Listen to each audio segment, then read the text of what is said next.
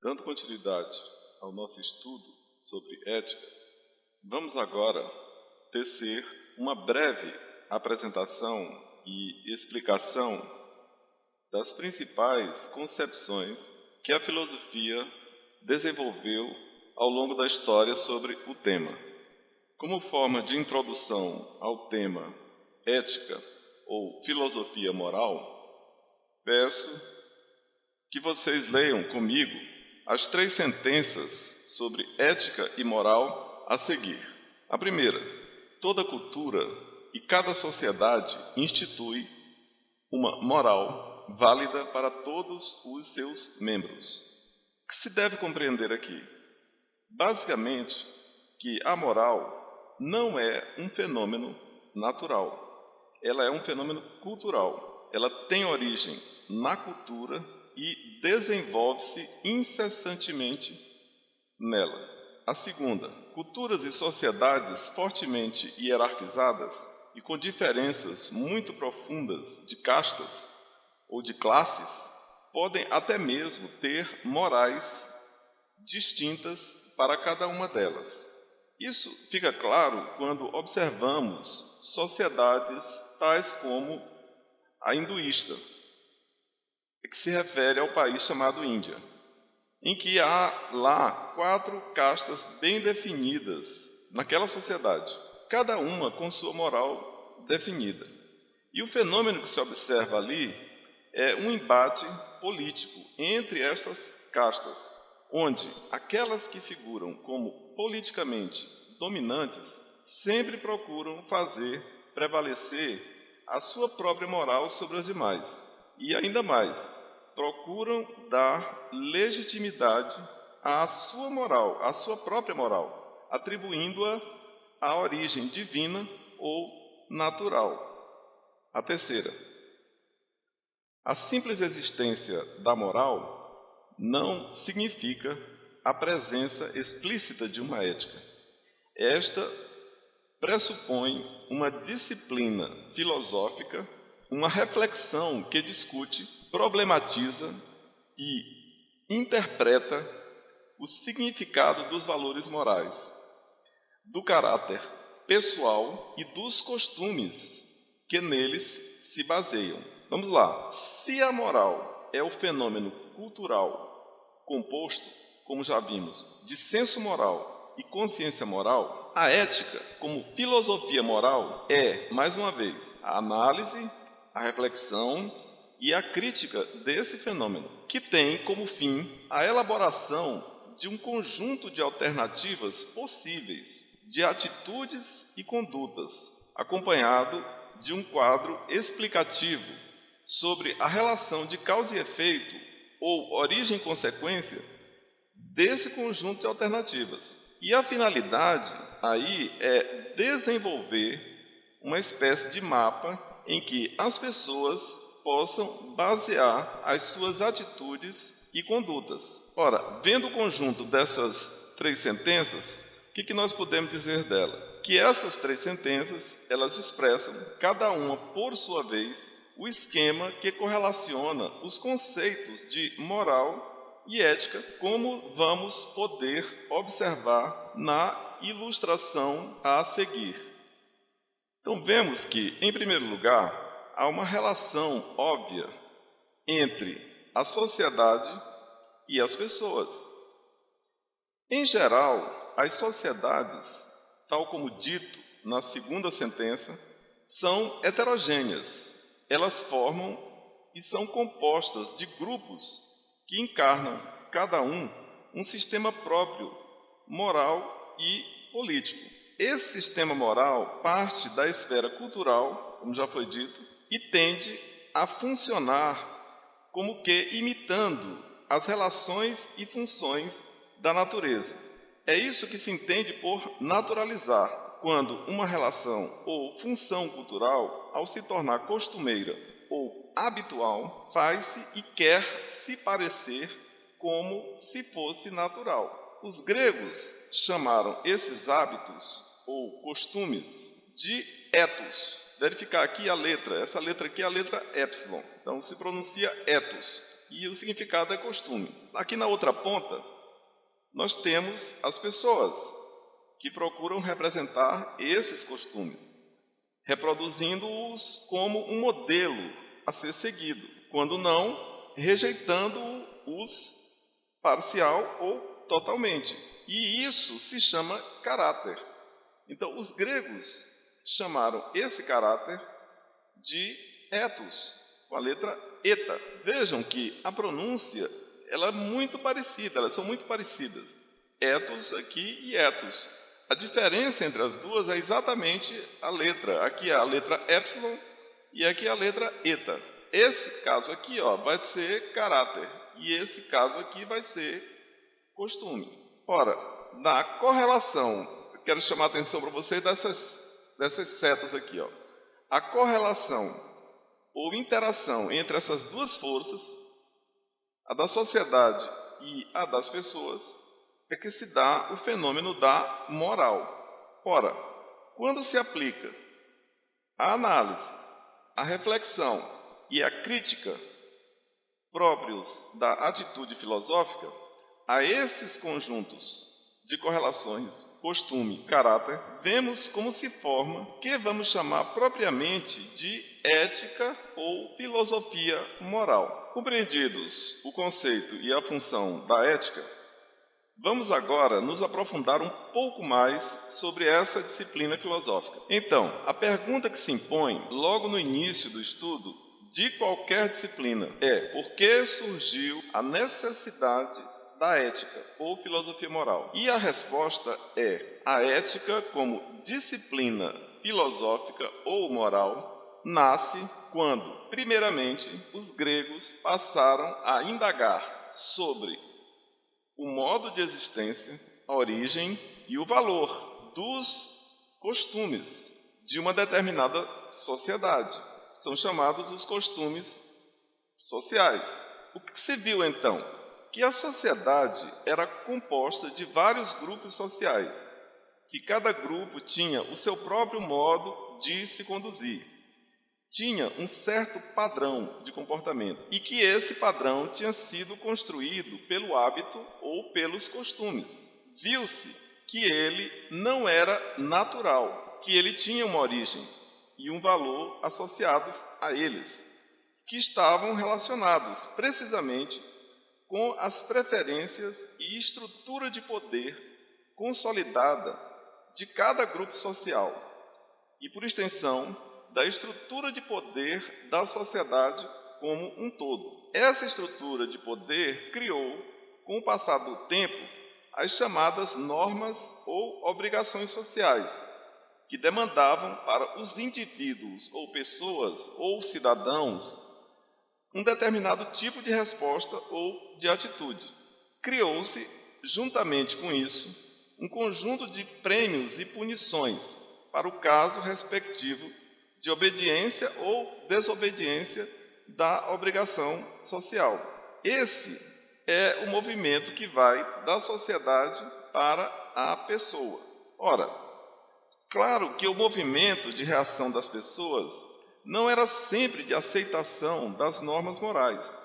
Questionamentos havia e, obviamente, tentativas pontuais de mudança das normas de acordo com a conveniência de quem se encontrava no poder. Então, é isso que está nessa segunda ponta da relação. As pessoas com seu devido caráter. Pode-se dizer que o caráter é o modo de reação que cada um de nós constrói para si, com a finalidade de enfrentar as causas e as consequências das normas sociais. É o que está dito aqui, que a ética busca compreender as características pessoais que determinam quais virtudes e vícios cada indivíduo é capaz de praticar. Chamou-se de virtude o equilíbrio entre a norma e o modo de seu atendimento proporcionado pelo indivíduo. Ora, quando esse equilíbrio se desfaz ou não é alcançado,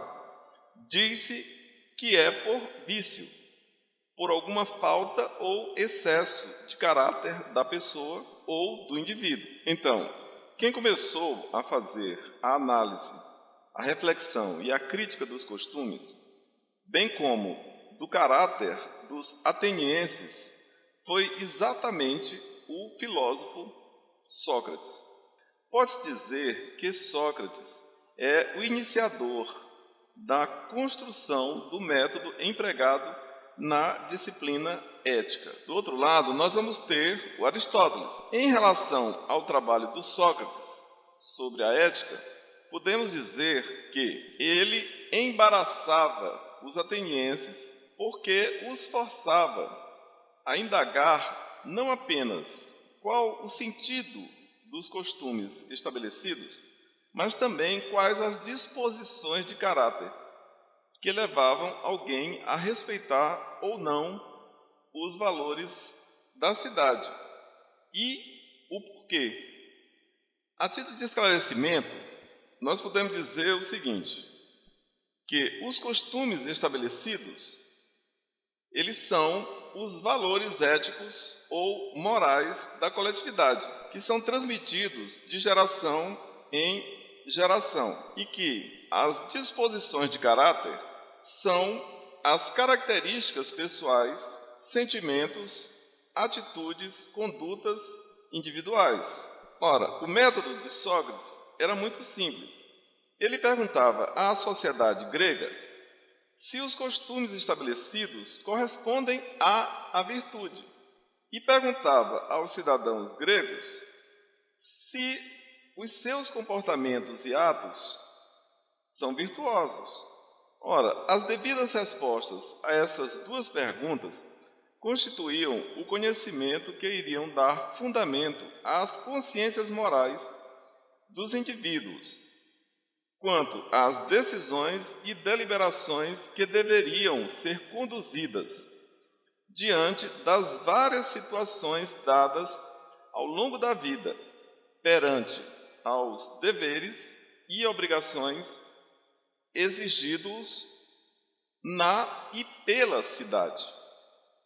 É precisamente o que diz aqui esse quadro, que o sujeito moral ou ético é somente aquele que sabe o que faz, conhece as causas e os fins de sua ação, conhece o significado de suas intenções e de suas atitudes e a essência, ou seja, o que são os valores éticos. Ora, do outro lado, temos Aristóteles como sendo o grande sistematizador da ética. Ele viu que há duas formas básicas de saber: a forma teorética e a forma prática. A forma teorética, ela pode dizer o seguinte, que é o conhecimento de seres e fatos que existem e que agem independentemente de nós e sem nossa interferência.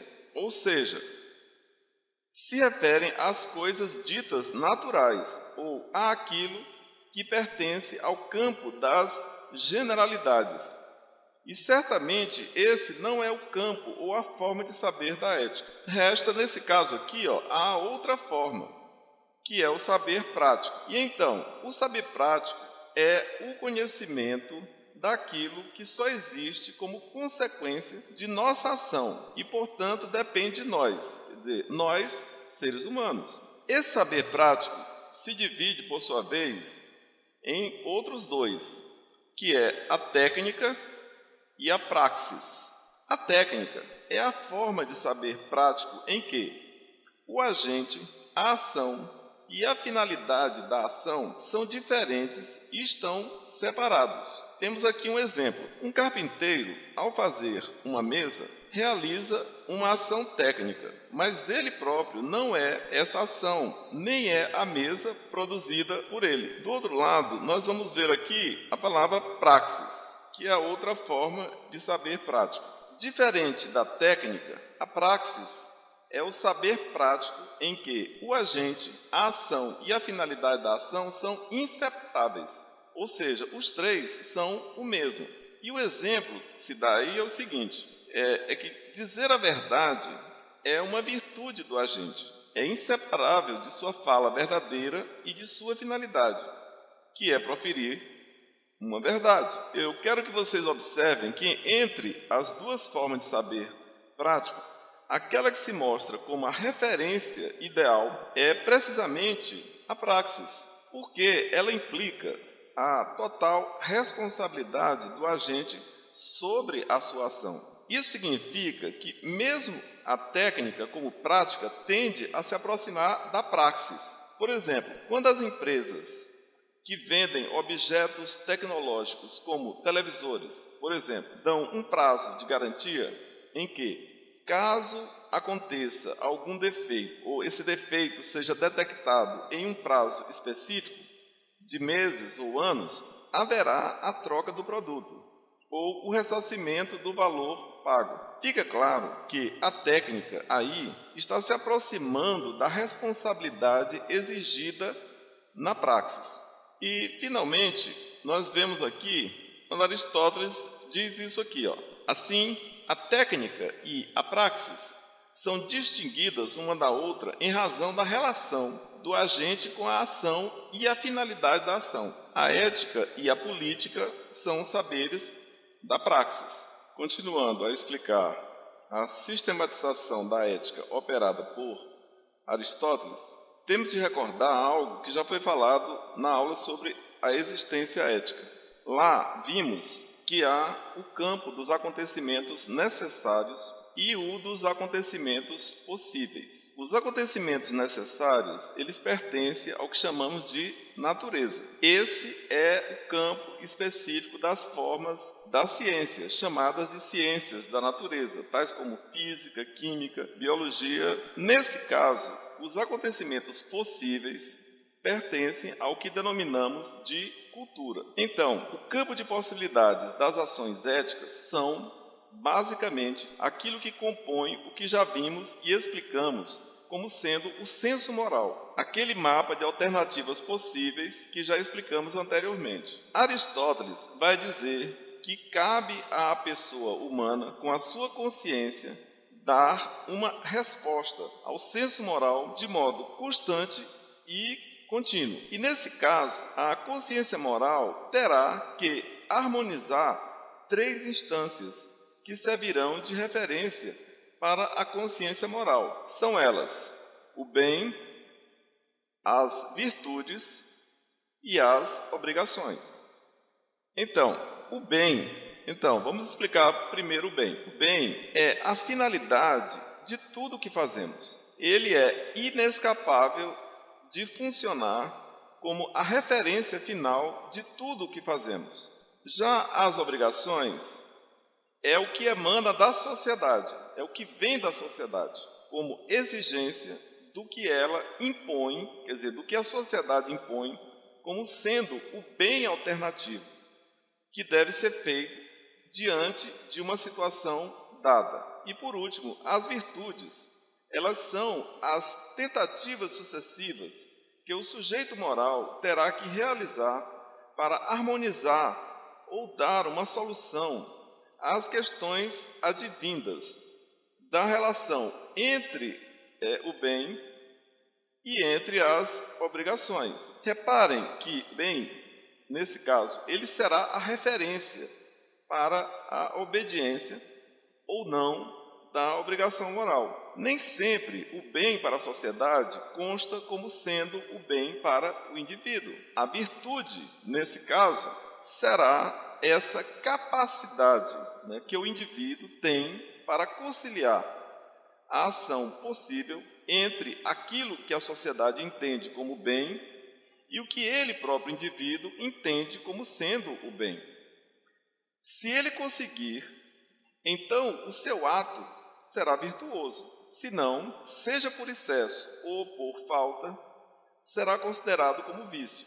A capacidade humana para deliberar e decidir, nessa relação entre o senso moral e a consciência moral, é, na outra ponta aqui, a vontade livre. Chamar atenção aqui, para o próprio adjetivo livre. E ele deixa bem claro: só uma vontade livre pode ser considerada como sendo ética. Sem a liberdade, o campo de possibilidades é restringido e vai aproximá-lo daquilo que é o necessário, o que se faz sem alternativas possíveis. Ora, certificando-se que a vontade está de posse de sua liberdade, então o que se espera do agente moral é que ele tenha como fim essa harmonia, esse equilíbrio entre as obrigações morais e o bem. Para Aristóteles, isso é conseguido por uma virtude especial e que consta como a referência para todas as outras, que é a prudência. Prudência, então, é a condição de todas as virtudes e está presente em todas elas. E como conclusão, nós podemos dizer o seguinte, que prudente é aquele que, em todas as situações, julga e avalia qual atitude e qual ação melhor realizarão a finalidade ética, ou seja, garantirão que o agente seja virtuoso e que realize o que é bom para si e para os outros. Nestes slides são apresentadas as virtudes de acordo com Aristóteles. Aqui é o quadro das virtudes de Aristóteles. Como foi dito no slide anterior, a virtude prudência, ela relaciona ou correlaciona todas as virtudes em função dela. Nós temos, para cada virtude, dois tipos de vício. O vício por excesso e o vício por falta. A virtude das virtudes é a prudência, como já foi dito. Talvez aqui já possa ser verificado o que a gente vai ver posteriormente, que deve-se ressaltar uma diferença importante entre as virtudes indicadas por Aristóteles e aquelas outras que vão ser indicadas pela filosofia cristã, que a gente vai ver posteriormente. Nesse caso, a grande diferença aí está, por exemplo, na modéstia, que para o cristianismo é uma virtude e para o grego é um vício. Ora, para o grego, tendo consciência precisa do que ele é, o homem, ao falar de si, não deve dizer nem mais nem menos do que é ou do que é capaz. Ele não deve fazer parecer que é mais ou menos do que ele tem consciência do que é. Então é por isso que, nesse caso, para os gregos, a modéstia ela é um vício, porque o que é virtude é a magnificência, em que você tem consciência do que é e do que você é capaz. E quando você disser algo sobre si, você tem que dizer aquilo que está na consciência, do que você é e do que você é capaz. Com isso, podemos agora dizer qual é o legado dos filósofos greco-romanos da antiguidade para a humanidade. Esse legado expressa os três grandes princípios da vida moral. Primeiro, por natureza, os humanos aspiram ao bem e à felicidade, que só são alcançáveis pela conduta virtuosa. Segundo, a virtude é uma excelência, que em grego nós chamamos arete, alcançada pelo caráter. É a força do caráter que consiste na consciência do bem e na conduta definida pela vontade, guiada pela razão, que deve controlar instintos e impulsos presentes na natureza do ser humano. E em terceiro, temos que a conduta ética é aquela na qual o agente sabe o que está e o que não está em seu poder realizar, referindo-se, portanto, ao que é possível e desejável para um ser humano. Ora, desses três grandes princípios derivam três direções para o ser humano. Primeira direção: o sujeito ético ou moral não se submete aos acasos da sorte, à vontade e aos desejos de outro, à tirania das paixões. aquilo que é o seu adversário subjetivo, mas obedece apenas à sua consciência e à sua vontade racional. A segunda direção é o seguinte: a busca do bem e da felicidade é a essência da vida ética. Ou seja, é pelo bem e pela felicidade que nós existimos, que nós estamos aqui. Repare que o bem e a felicidade não é aquilo que se pode designar como sendo subjetivo, mas precisamente aquilo que é geral, ou seja, se refere ao bem e à felicidade de todos e para todos. E a terceira direção é o seguinte: por natureza, somos passionais. E a tarefa primeira da ética é educar nosso caráter ou nossa natureza, para seguirmos a orientação da razão. Ou seja, para os gregos, o logos ou a razão é o que pode ou dispõe da capacidade para nos dar a medida em todas as nossas ações e reações que ocorrem entre nossos desejos de um lado e paixões e as obrigações morais que nos sobrevêm. Com o cristianismo e com o desenvolvimento filosófico associado e decorrente dele, há uma profunda mudança de perspectiva na reflexão interna à filosofia moral. É a introdução de duas diferenças primordiais em relação à antiga concepção ética dos gregos. São duas ideias distintas da perspectiva grega que são introduzidas. A primeira é que, para o cristão, a virtude se define por nossa relação com Deus e não pela relação com a cidade, ou seja, com a polis, e nem com as outras pessoas ou cidadãos. A segunda é pela afirmação de que somos dotados de livre-arbítrio e que, em decorrência do pecado original, o impulso espontâneo de nossa liberdade passou a dirigir-se para o mal, para o pecado.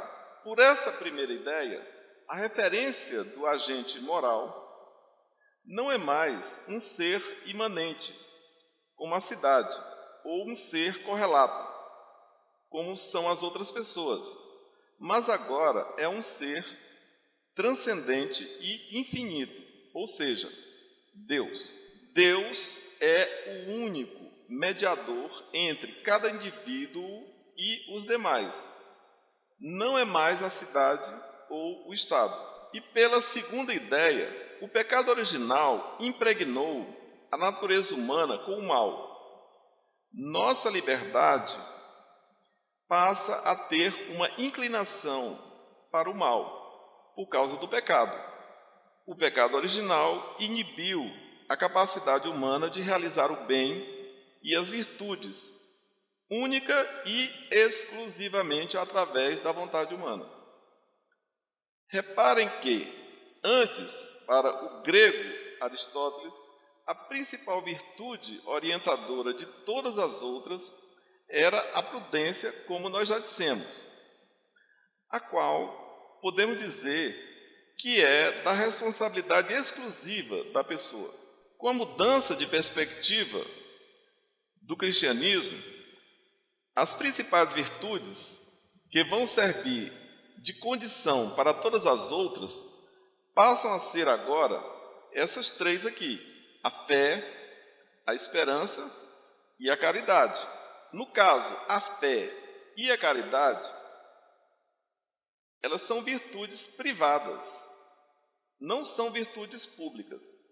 pois são relações do indivíduo diretamente com Deus e com os outros, e se baseiam na intimidade e na interioridade de cada pessoa.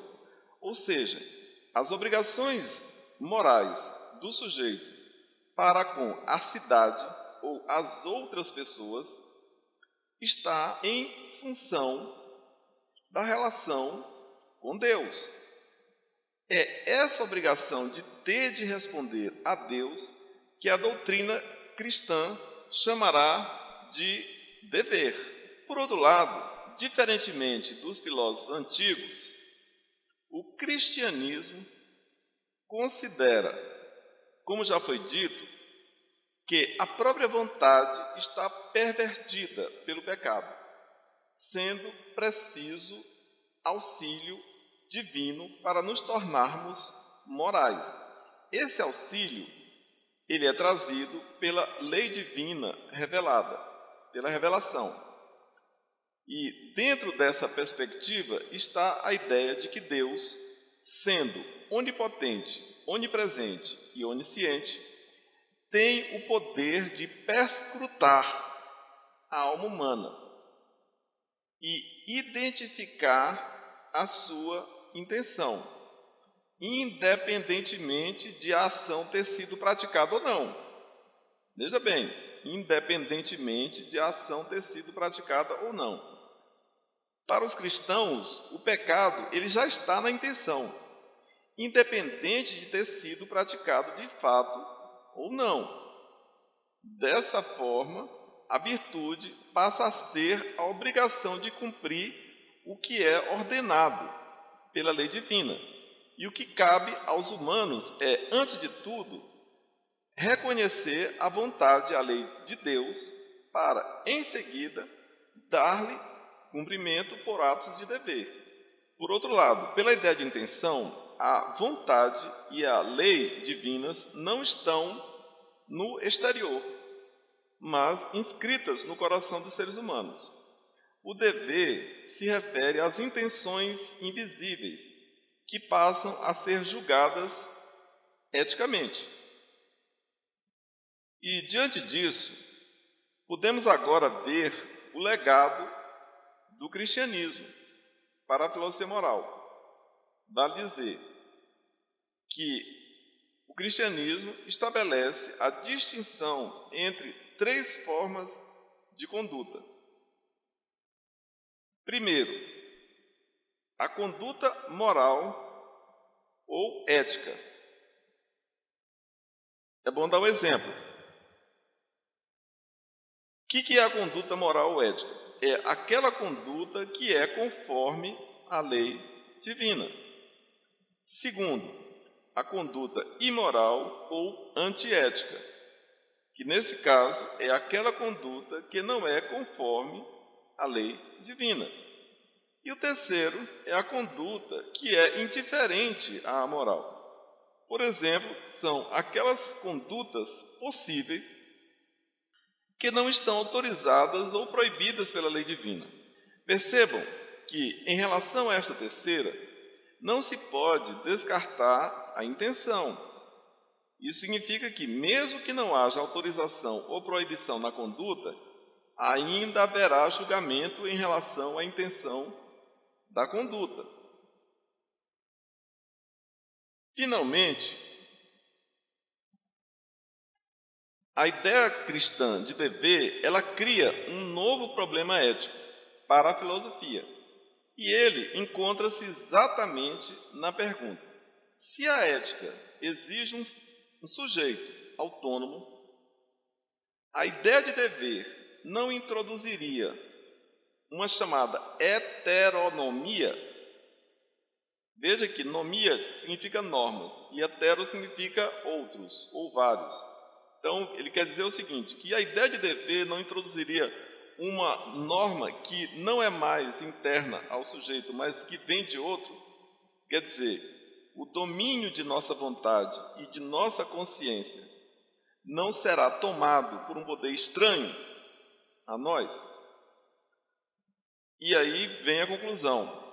a exigência da liberdade como constitutivo da ética, como diziam os gregos, não estaria comprometida se a única escolha que cabe ao ser humano é a estrita obediência à lei divina? É exatamente isso o que os filósofos posteriores vão se debruçar sobre esse problema e que vão tentar resolvê-lo. Temos, por exemplo, dois filósofos que vão, cada um à sua maneira, tentar dar uma solução para o problema introduzido pela doutrina cristã. Ou seja, as respostas de Rousseau e de Kant, embora diferentes, procuram resolver a mesma dificuldade gerada pela concepção cristã.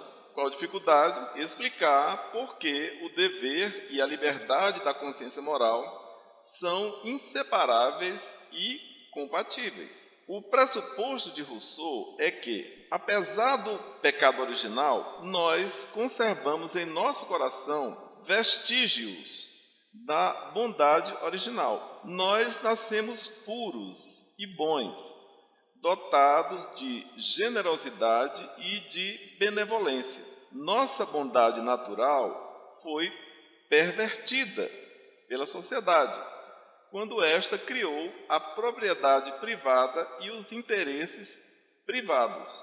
Logo, o dever nem é imposição e nem obrigação externas, imposta por Deus aos humanos. Por esse pressuposto, Rousseau vai concluir que o dever é o que nos força a recordar nossa boa natureza originária, que ficaria para sempre escondida sob os interesses da razão utilitária, se o dever não nos fizesse recuperá-la, por meio da bondade originária de nosso coração. Ou seja, para Rousseau, a conduta moral não deve se guiar pelo que é útil para mim ou para qualquer ser finito, mas pelo que é bom de uma perspectiva da universalidade. Já, por outro lado, o Kant vai ter um outro pressuposto. Qual é ele? Que, opondo-se à moral do coração de Rousseau, Kant volta a afirmar o papel da razão na ética. Não existe bondade natural para o Kant.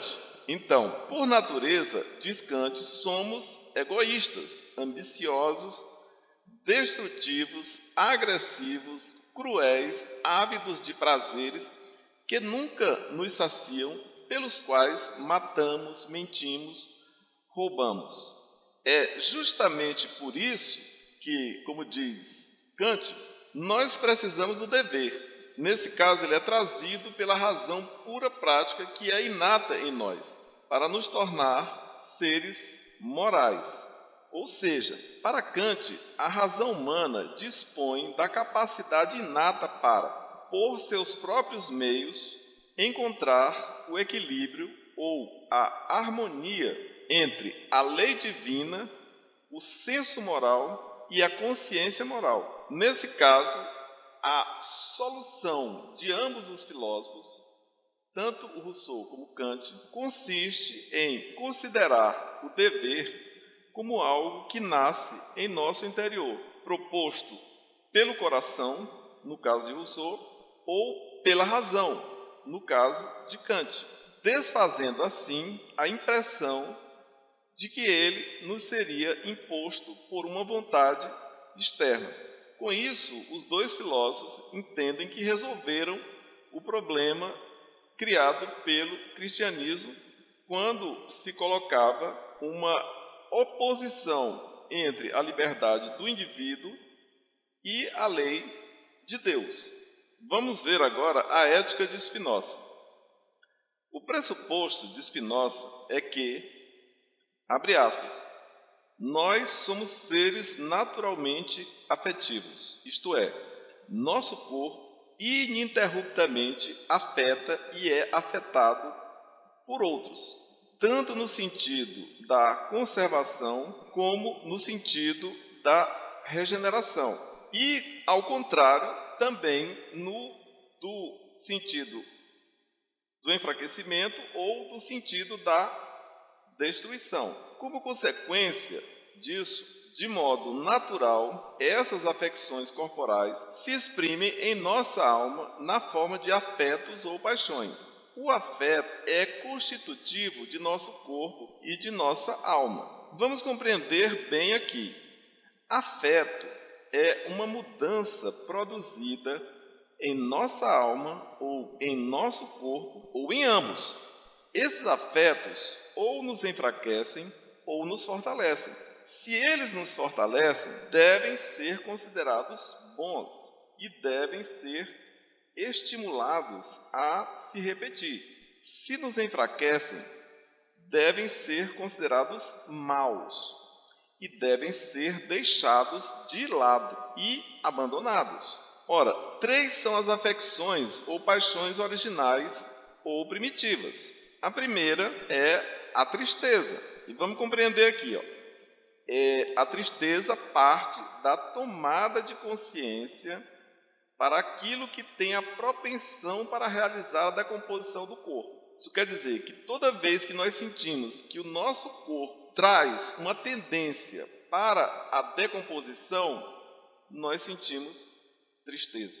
A alegria, por outro lado, ela parte da tomada de consciência de que os laços que compõem os nossos corpos e a nossa alma estão se tornando mais rígidos, mais resistentes, mais fortalecidos. E, por último, aqui, nos 2 sentidos, nesse intervalo de atuação, nós temos o desejo. Nesse caso, o desejo parte da tomada de consciência daquilo que pode reverter a tristeza ou nos trazer a alegria. Isto é, o desejo atua precisamente aqui, nesse intervalo entre a tristeza e a alegria. Portanto, para Spinoza, a vida ética se inicia quando procuramos, de um lado, afastar paixões e desejos tristes e, de outro, aumentar paixões e desejos alegres. E a pergunta que vem imediatamente é: o que dentro de nós realiza essa procura? E a resposta de Spinoza é a seguinte: precisamente a razão, que é uma força cuja atividade não depende de causas externas, mas é exclusivamente interna. Assim, uma razão forte é alegre e uma razão alegre é forte. Com ela se inicia a passagem afetiva e cognitiva que nos leva da paixão à ação, da servidão à liberdade, transformando as paixões alegres e as desejantes, nascidas da alegria, em atividades de que somos a causa. O bom é aquilo que é útil para o crescimento de nosso ser, e o mal é aquilo que nos impede de alcançar algo bom para a nossa existência. Ora, como conclusão, vamos ver o seguinte: que a virtude passa a ser o exercício pleno da liberdade, ou seja, o exercício da força interior para passar da passividade à atividade, ou seja, de afetos passivos, as paixões, a afetos ativos,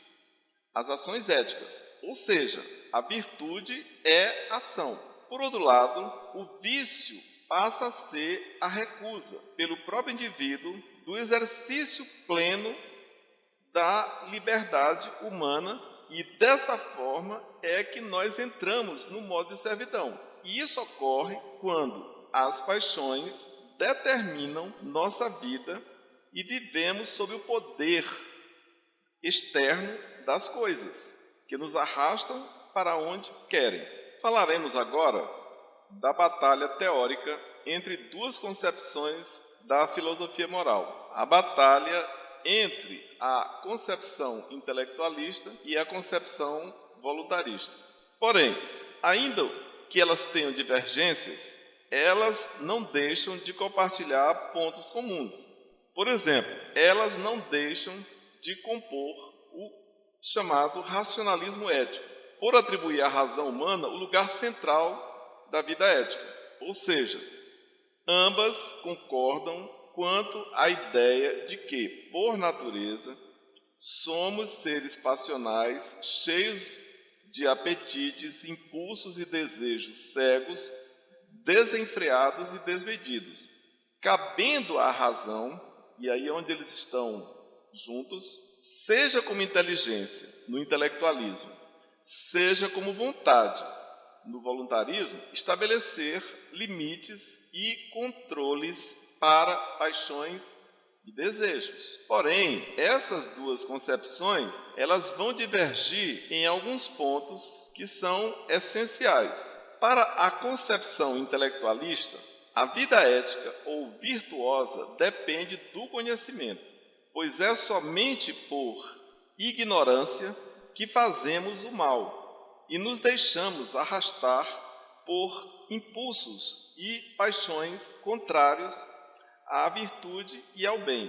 Como consequência, a vida ética depende do desenvolvimento da inteligência ou da razão, sem a qual a vontade não poderá atuar. Ou seja, para a concepção intelectualista, a educação é uma condição indispensável para obtermos o conhecimento necessário para vencermos tanto os impulsos e as paixões que são contrários à virtude e ao bem. Por outro lado, para a concepção voluntarista, a vida ética ou moral depende essencialmente da nossa vontade, porque dela depende nosso agir e porque ela pode querer ou não querer o que a inteligência lhe ordena. Mais uma vez, como consequência, a vida ética depende da qualidade de nossa vontade e da disciplina para forçá-la rumo ao bem. Vamos explicar um pouco mais. Para a concepção voluntarista, o que nos leva rumo ao caminho ético é a disciplina, é precisamente a disciplina, bem mais do que o conhecimento.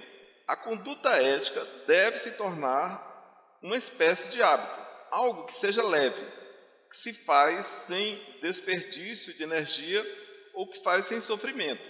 Porém, deve-se enfatizar, voltando aqui, que ambas as concepções teóricas definem a tarefa da educação moral e da conduta ética como poderio da razão, para impedir-nos de perder a liberdade sob os efeitos de paixões desmedidas e incontroláveis. Ambas as teorias podem ser englobadas numa teoria maior, que podemos denominar de ética racionalista. Dessa forma, a ética racionalista, ela distingue a necessidade, ou aquilo que é próprio da necessidade, e que diz respeito a tudo quanto necessitamos para conservar nossa existência. Vejam bem, sem a contemplação da necessidade, o caminho ético torna-se de difícil acesso. A gente não pode dizer que ele se torna impossível, mas certamente se torna difícil. E por quê? Por causa do desejo. Esse desejo, por associar-se à paixão, nasce da imaginação, não suporta o tempo, quer a satisfação e prazer imediatos. Ora, aquilo que reclama a necessidade é exatamente o que se deseja primeiro. Então aqui está o risco de um desvio do caminho ético. Porém, uma vez satisfeita a necessidade, esse desejo é quem vai oferecer à vontade os motivos interiores e os fins exteriores da ação. Por outro lado, a capacidade de realização da conduta ética, porém, é determinada pela vontade, a qual deve ser treinada, deve ser exercitada, enfim, deve ser ensinada, pois ela, em primeiro lugar, implica um esforço para vencer obstáculos. Em segundo lugar, exige discernimento e reflexão antes de agir, o qual é uma tomada de consciência do campo ético de possibilidades. E em terceiro, consciente do campo ético de possibilidades, a vontade vai considerar os fins e a previsão das consequências. A próxima concepção teórica é a ética das emoções e do desejo, que também é chamado de emotivismo ético. Esta concepção entende que o fundamento da vida moral são as emoções. Elas são causas das normas e dos valores éticos. Esta concepção apresenta duas variantes. A primeira, ela é inspirada em Rousseau. Ela afirma a bondade natural de nossos sentimentos e nossas paixões, que são, por isso, a forma e o conteúdo da existência moral como relação intrasubjetiva de nós com nós mesmos e interpessoal de nós com os outros. Como exemplo ilustrativo, vamos ler aqui. Na ética, pura e simplesmente, não há pontos de vista verdadeiros. Quando duas pessoas têm perspectivas diferentes sobre um assunto, isso quer apenas dizer que têm sentimentos diferentes em relação a esse assunto. Por exemplo, a questão sobre a internação para tratamento de viciados em drogas que vivem nas ruas. Deve-se fazê-lo somente com o seu consentimento ou compulsoriamente, dado que eles não teriam domínio de si precisamente por causa de sua dependência. A segunda variante é inspirada por um filósofo chamado Ayer, e ela salienta a utilidade das emoções para a nossa sobrevivência e para nossas relações com os outros, cabendo à ética orientar essa utilidade de modo a impedir a violência e garantir relações justas entre os seres humanos. E mais uma vez é bom um exemplo ilustrativo. Ao fazer uma afirmação ética como Pedro agiu mal ao roubar dinheiro, não se está a afirmar nada mais do que Pedro roubou dinheiro, num tom de horror e repugnância.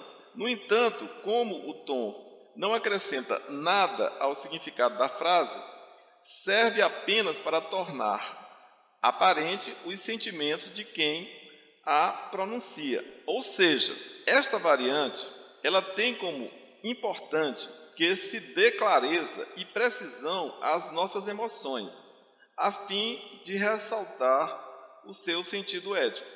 Estamos diante agora da chamada ética antirracionalista de Nietzsche. E ela é chamada assim porque contesta a razão, o poder e o direito de intervir sobre o desejo e as paixões, identificando a liberdade com a plena manifestação do desejante e do passional. Posso dizer que essa concepção nietzschiana se baseia em várias considerações, que nesse caso é conveniente enumerarmos. Primeiro, a moral racionalista foi erguida com finalidade repressora e não para garantir o exercício da liberdade. Segundo, a moral racionalista transformou tudo o que é natural e espontâneo nos seres humanos em vício, falta, culpa ou pecado. 3. Paixões, desejos e vontade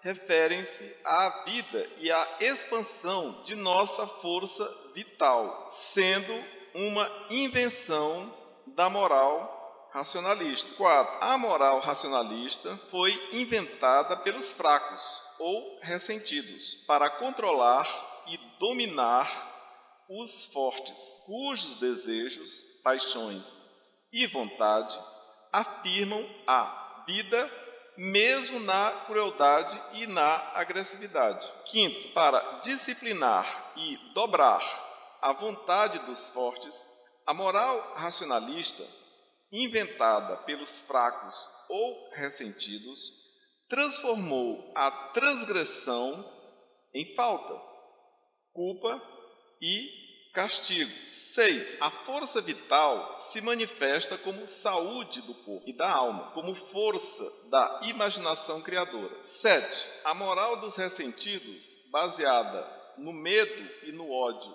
à vida, inventa uma outra vida, futura, eterna, incorpórea, que será dada como recompensa aos que sacrificarem seus impulsos vitais e aceitarem os valores dos fracos. 8. A sociedade governada por ressentidos hipócritas impõe aos fortes modelos éticos que os enfraquecem e os tornem prisioneiros dóceis da hipocrisia da moral vigente. E 9, é preciso manter os fortes, dizendo-lhes que o bem é tudo o que fortalece o desejo da vida, e o mal é tudo o que contraria esse desejo. Enfim, para esses filósofos, que podemos chamar de antirracionalistas, a moral racionalista é a moral dos escravos, dos que renunciam à verdadeira liberdade ética. Contra essa moral, afirma-se a moral dos senhores, ou a ética dos melhores, a moral aristocrática, fundada nos instintos vitais, nos desejos e naquilo que Nietzsche chama de vontade de potência. Ora, a princípio, essa concepção teórica do Nietzsche, ela pode parecer excessivamente elitista. Porém, nunca se deve esquecer que Nietzsche concebeu uma espécie de filtro regulador desse excesso, que está em sua fórmula para a grandeza humana, que ele chamou de amor fati, que significa, uma expressão latina que significa o amor ao destino. Ele diz que alguém não deve querer ter nada diferente, nem para frente, nem para trás, nem para toda a eternidade. Ele não deve querer meramente suportar aquilo que é necessário, e muito menos escondê-lo. Nesse sentido é que para ele todo idealismo é uma mentira ante o necessário. Nesse caso, em relação ao necessário, para ele, para o Nietzsche, nós devemos amar, nós devemos amá-lo, amar o necessário, nós devemos querer o necessário. É interessante como tem o psicólogo Carl Gustav Jung, ele interpreta esse conceito do Nietzsche como uma tentativa de conferir significado profundo à temporalidade e à responsabilidade nas nossas ações, dando peso à decisão, que passa a ser considerada como escolhida para sempre e eternamente realizada inúmeras vezes. Porque, veja bem, como é que a gente poderia tentar resumir essa ideia do Nietzsche? Na seguinte pergunta: você suportaria fazer algo sabendo de antemão que teria que realizar aquela ação infinitas vezes? Então, veja, nesse caso, é através dessa ideia do eterno retorno e do amor fati, quer dizer, o querer o necessário, que o Nietzsche ele oferece um filtro e que faz com que os fortes não sejam meramente elitistas, mas que sejam aqueles que vão encaminhar a humanidade para dar um valor cada vez maior à vida, e não a algo que seja transcendente, a algo que seja para depois dessa vida. Por último, o racionalismo humanista de Karl Marx compreende os valores morais como sendo imanentes a um movimento dialético materialista. Ora, o que quer dizer isso, que os valores da moral vigente, que são liberdade, felicidade, racionalidade, respeito à subjetividade e à humanidade de cada um, etc., eram hipócritas, ou seja, falsas, não em si mesmos, como julgava Nietzsche, mas porque são irrealizáveis numa sociedade violenta como a nossa, baseada na exploração do trabalho, na desigualdade social e econômica, na exclusão de uma parte da sociedade dos direitos políticos e culturais. Mais à frente, a moral burguesa, dizia Marx, pretende ser um racionalismo humanista, mas as condições materiais concretas em que vive a maioria da sociedade impedem que o ser humano realize os valores éticos. Para Marx, portanto, tratava-se de mudar a sociedade para que a ética pudesse concretizar-se. Karl Marx, dessa forma, vai criticar o imperativo categórico de Kant. Ora, é interessante aqui a gente dizer o que é esse imperativo categórico de Kant. Basicamente é o seguinte, abre aspas, o Kant dizia o seguinte, abre aspas, devo proceder sempre de maneira que eu possa querer também que a minha máxima se torne uma lei universal. Ora, Marx vai dizer que esse imperativo categórico de Kant não pode ser respeitado, uma vez que a organização social põe uma parte da sociedade como coisa, instrumento ou meio para outra parte. Aqui está exatamente a contradição que o Marx encontrou no imperativo categórico de Kant. Para que eu possa realizar o meu dever, eu tenho que ter consciência do meu dever. Eu tenho que ter conhecimento do meu dever.